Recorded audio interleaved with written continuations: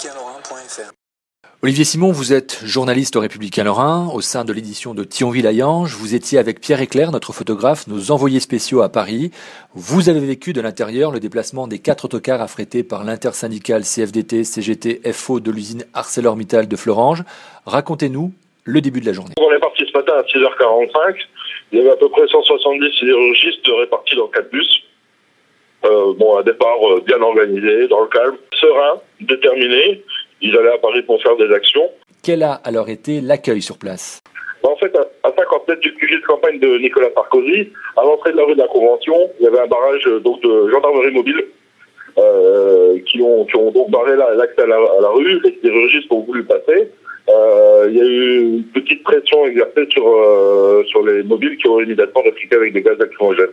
Édouard Martin, le responsable de la CFDT, décline du coup l'invitation de Nicolas Sarkozy à l'Élysée lundi matin. Oui, parce qu'en même temps, l'ambiance était quand même assez bon enfant. Il n'y a pas eu de violence, loin de là, rien qui a été cassé. Comme d'habitude, les sidérurgistes sont arrivés avec détermination, mais toujours dans le calme, de façon organisée.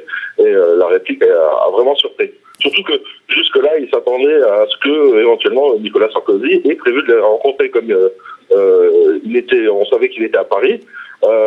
Alors que normalement il aurait dû se trouver, je crois, en Champagne-Ardenne. Donc ça a été vraiment la douche froide. Ils avaient eu la chance la veille au soir de la Noé qui pourrait accéder à la Tour Eiffel pour accrocher une banderole. Or, en arrivant, apparemment la préfecture de Paris avait donné un ordre contraire et ils sont heurtés de nouveau à des CRS. Alors là, il n'y a pas eu de confrontation du tout. Les sidérurgistes ont attendu, ont demandé calmement, on leur a répété qu'effectivement ils ne pourraient pas accéder au premier étage de la Tour Eiffel. Donc ils ont mis la banderole en bas sur un grillage de chantier pour une banderole de soutien et d'espoir pour la sidérurgie. En plus des photos de Pierre Éclair, que l'on retrouvera dans le journal et sur notre site, de quelle manière, Olivier Simon, allez-vous revenir sur cette journée dans la capitale ? Alors demain on lira le compte rendu du déplacement avec les sidérurgistes. Donc nous étions avec eux dans les bus, on va partager leur journée du début à la fin.